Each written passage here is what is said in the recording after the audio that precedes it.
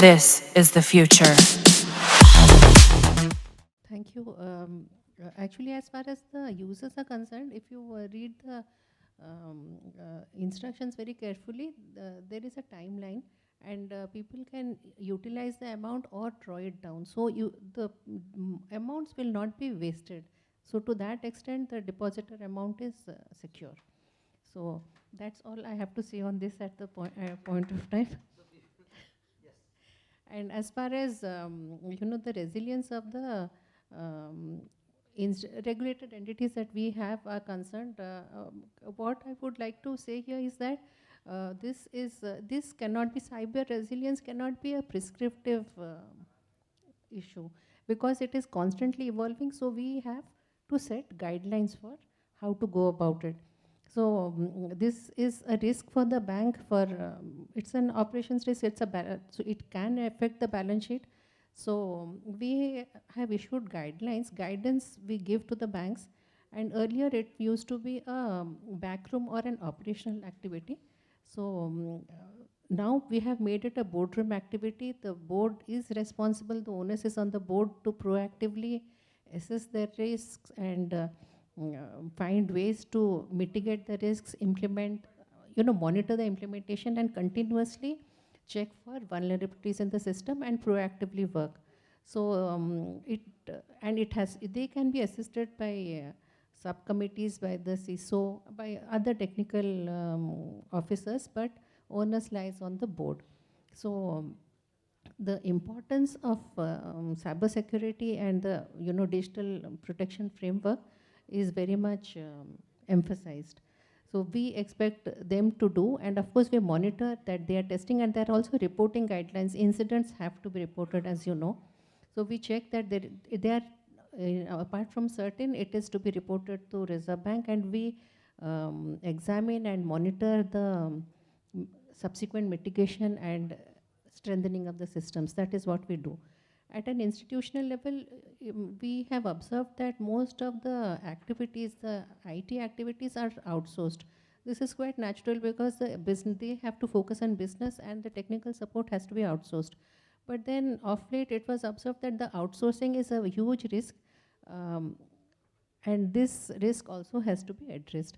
So last year, we have issued guidelines on um, addressing the IT outsourcing risks, where they would have to examine whether there is a need to, there has to be a need to outsource a particular activity, the associated risks with outsourcing, how to mitigate and how to monitor the whole activity. So a lot of emphasis has now been put on the outsourcing part of it, because it is part of the business model that the IT services are outsourced.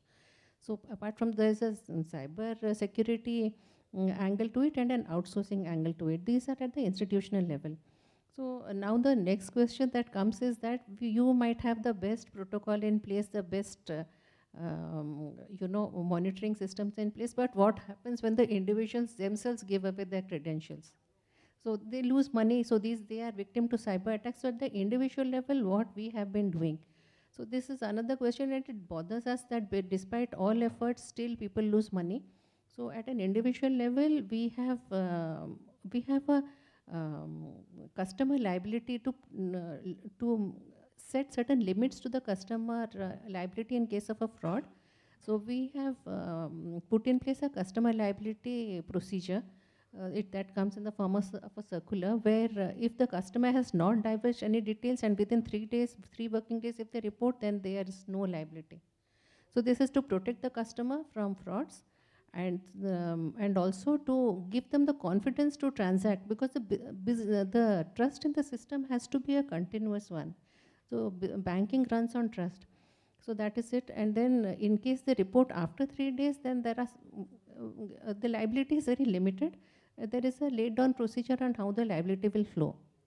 That apart, so this is the customer liability that we have put in place that to protect them against the frauds. Third point that I would say is that we have put the control directly in the hands of the consumer. How do we do that? We on the app, if you see, we have the card control templates on the apps, where the users, they can actually set switch it on or off for ATM withdrawals, merchant transactions, online spends. If they are not comfortable, they can switch off everything. And also they can put limits to transactions, yes. And also, the cardless transactions, you don't need to take the debit card out. You keep it at home and through the OTP-based authentication. And the most important is that we have the two-factor authentication, so which is one of the best in the world. So we have put, you don't even need to depend on the bank. You can put all controls and ring fence yourself from cyber frauds to the extent that you put the transaction limit. So that is how it is. So so a lot of effort has been taken, but unfortunately the cyber hygiene in India is not as we wish it to be. So now the next question is, what are we doing about it? If you see, we are all over the place, which are RBI kehta hai, the ads, and we have the social media ads. They are all over. We are actually investing a lot of resources on educating the people. From our office also, we have town hall meetings, awareness programs, and practically wherever it is possible, we go, because we want, we have done a lot of work and it has to reach the people. And I would like to add one more point here. So this is how we are addressing, that was your question. So the way forward, actually the G20 presidency was here with us, and this was also deliberated. So would just like to mention very briefly the way forward that was part of the G20. The first is that actually what was decided is that it was the global interdependencies need to be worked out, and we have to map the key operational and technological interconnections. So that is important, because now there is no concept of a geographical border. The second was that a minimum common framework for cybersecurity should be devised, and depending upon the domestic laws, we could share the incidents of cyber threats and attacks, so that it could be a kind of a combined learning for the community that are working together, and to develop and implement incident response plans, and then to make the cyber attacks very expensive for the attackers.